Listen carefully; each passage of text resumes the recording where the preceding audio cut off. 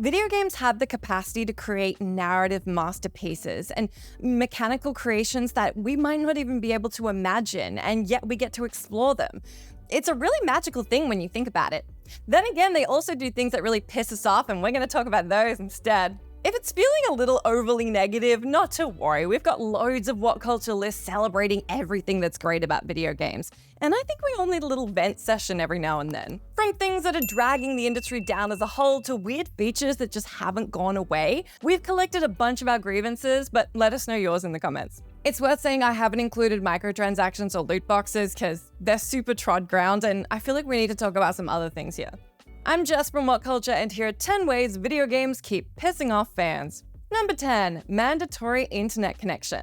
Alright, it's 2024 and most of us don't have an issue with our internet connections anymore. Actually, we do, but it's mostly consistent. Also, we don't have that annoying dial-up noise anymore, so that's a win-win. But then again, it shouldn't be necessary for playing video games, especially single-player video games. If you grew up in the age of primarily brick-and-mortar game sales where your collection was made up of gigantic cardboard boxes containing discs and manuals, as well as cartridges of various shapes and sizes, then you're probably more bothered by this entry than those who were born in this century. That said, you can't argue with the convenience of digital platforms housing all your games. Well, you used to not be able to argue with it, and now there are so many different digital platforms that you can't remember which one your game is on half the time, so maybe it would be easier to just leaf through all those cardboard boxes, but let's keep going. On the whole, there's a frustration with the feeling like you don't actually own your games. While games are being delisted and the threat of platforms folding altogether are totally crap, mandatory internet connections which force you to be online to play your single-player games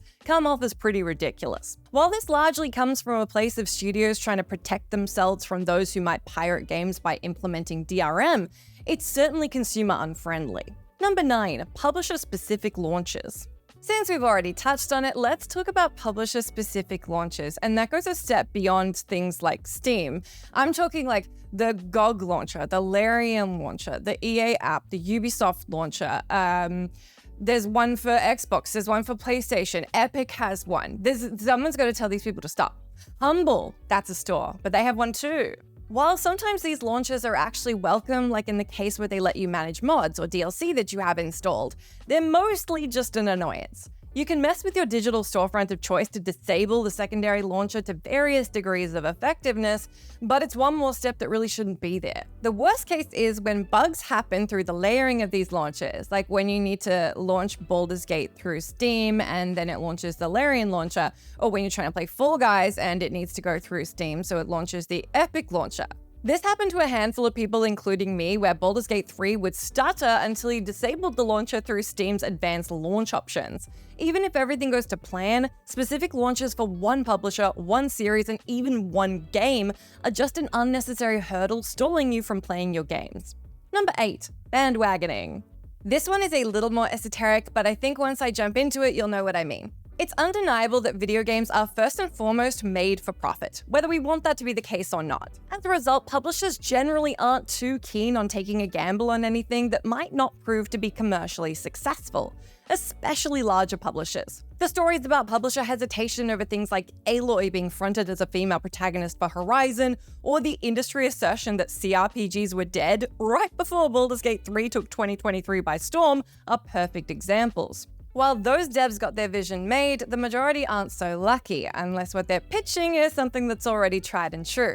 Enter what I'm shorthanding as bandwagoning, publishers that see games going gangbusters financially and decide to essentially clone, copy, or reskin them. Instead of spending their time and money making something unique and innovative, they try to make their own Fortnite, GTA Online, or Call of Duty. As Larian put it after the success of BG3, "I hope Baldur's Gate 3 kicks the doors open," Smith says. If you look at the indie space, RPGs never went away. People can go to a publisher and say, well, look what it did for them. Fingers crossed that actually happens. Number 7, dropping split screen. As much as the last entry took some explaining, this one takes next to none.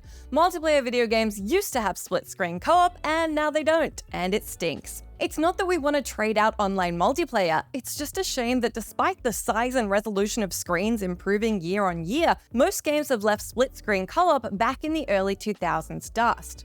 This one kind of coincides with what happened with mandatory internet connection, as split screen used to be a great solution to wanting to play multiplayer games but not being able to play them online at all, and now that's less of a problem. Even if there is an argument to be made that the feature's popularity declined, or it became less necessary given the increase in households that had a console, so each player had their own anyway, whether Mario Kart or Army of Two, there was nothing like a proper split-screen gaming night with friends. The few games that haven't dropped it are held dear by those who love this style of multiplayer. You also can't help but feel like studios are ignoring fans who've been begging for this feature to come back for years now. So yeah, it's safe to say it's pissing some people off. Number 6, specific locations for fast traveling. Fast travel isn't an absolute must for video games, but it's certainly a bonus when you're dealing with a big open world, and there aren't a lot of games with enormous maps that don't utilize the feature. Given it's optional, it's not like these games are forcing you to buzz around like you're a blue hedgehog, but it's nice to have the option to do so. That then begs the question of why certain games won't let you jump to their fast travel points from anywhere on the map. You have games like the new Spider-Man that let you bounce from anywhere to anywhere once you've explored enough of the region, and then there are games like Skyrim where you can fast travel to found locations as long as you aren't inside. Then there's The Witcher and Cyberpunk, which for some reason force you to trek to the closest fast travel point if you want to use it to go to another fast travel point. It's super annoying and it makes no sense because it happens no matter how many times you've visited these fast travel points. It's deeply annoying, and I have to be honest, this is a pretty personal gripe for me, so you'll have to let me know if it bothers you or not in that comment section.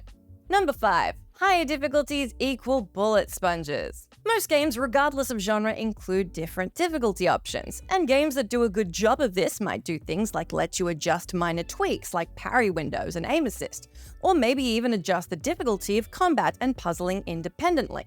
On the other hand, games that do not do a good job of this might just interpret you turning up the difficulty as piling hit points into your foes and just making them need to take a lot more bullets if you want to down them. It's far more interesting when video games use different methods to up the difficulty on determined players, like Ghost of Tsushima's Lethal Plus mode, where everything goes down easy, including you. Critical mode in Kingdom Hearts 2 Final Mix that gives you more abilities but more vulnerability, and games that grant you and your enemies with bonuses or drawbacks to align with how tough of a time you'd like to have. There's few things that feel lazier, especially in a game that has a huge budget behind it, where in order to make it more difficult, there's just piled on health for your enemies to make it more difficult and dragged out. Number 4, filler content. The greatest argument against video games being big, just for the sake of being big, is filler content. Filler content comes in many forms. They could be massive empty spaces that don't hit in a solemn intentional way like that of Shadow of the Colossus' map, but instead just feel like great expanses of nothing significant. Separately but equally as mundane are mechanically and narratively uninteresting side quests, busy work, and redundant objectives. Unless you're a fan of fetch quests, random encounters, or anything that will grant you a little extra experience, there's really nothing to love about any of these inclusions that are clearly designed to pad out a game's world and runtime. In these situations, most of us would prefer less side content that was actually substantial. For example, fewer side quests that stretched out longer and let us get to know NPCs better. Or smaller world maps that are more populated with interesting things to do, encounters to witness, and secrets to uncover. Filler content just feels like a tool for publishers to use so then they can market their games by saying, look how big our map is, or look how long our game is, but it's rarely actually what players want. Number 3, handholding. Another thing fans are well and truly sick of, I guess unless you're like a kid or especially new to video games, is handholding. This goes double for any handholding that extends past the tutorial or is impossible to turn off.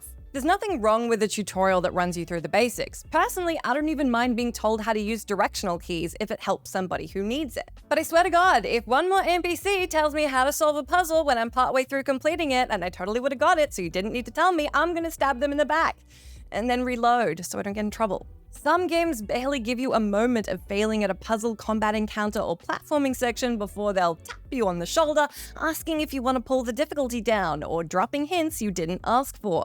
This is especially bad with adaptive difficulty that decides of its own accord to make things easier without even letting you know it's happening behind the scenes. Then there are NPCs, companions, or even sometimes the game itself piping up and reminding you here's where you need to go next when you were just happily exploring. It's unnecessary. We don't need it. Leave us alone. Thank you. Number 2, dailies and timed content. This is one of the more insidious entries on this list, except it's not so insidious because that implies it's taking advantage of us without our knowledge, and we all know exactly what these games are up to, even if we do admittedly keep engaging in the feature anyway. More and more games are incorporating specific time content with special rewards, and these will be like dailies or weeklies that you have to complete within that specific time window, and if you don't, the reward might be gone forever. If that sounds like a job with a specific deadline, it's kind of exactly what it is. What games like Assassin's Creed Valhalla, PUBG, World of Warcraft, Fallout 76, Red Dead Redemption 2 Online, and 400 other titles do is pop a bunch of daily and weekly tasks that are cleverly designed to ask the right amount of time and energy from you in return for a prize you can't get anywhere else. They're also very clever at instilling you with the fear of missing out, so you feel like you have to complete them at every interval. This gets especially hard to pass up if you're playing a multiplayer game and your friends are doing the dailies and weeklies, so you feel obligated to as well. Number 1, default on motion blur. To wrap up with what is certainly the most nitpicky entry on this list, but one that pisses off enough people that I thought it was worth mentioning, we have the default on visual settings that you almost certainly do not want on. While there's nothing like the rush of getting a new game, ripping open the packet, what am I saying? No one gets hard copy games. Loading it onto your system, booting it up, and turning off motion blur before you've even seen what it looks like in the game, it's weird that games keep leaving it on. There's nothing wrong with devs giving players more options, as everyone likes to experience their games differently, mechanically, visually, and everything in between. Since we're having a go at motion blur though, we may as well throw in lens flare, depth of field, chromatic aberration, bloom, and film grain, since they're also frequent victims of being turned off as soon as they've been identified in the graphics settings menu. We're not mad, video games, we're just disappointed. Although if you do like any of those settings, you better sound off down in the comments and try and explain what it is we're all obviously missing.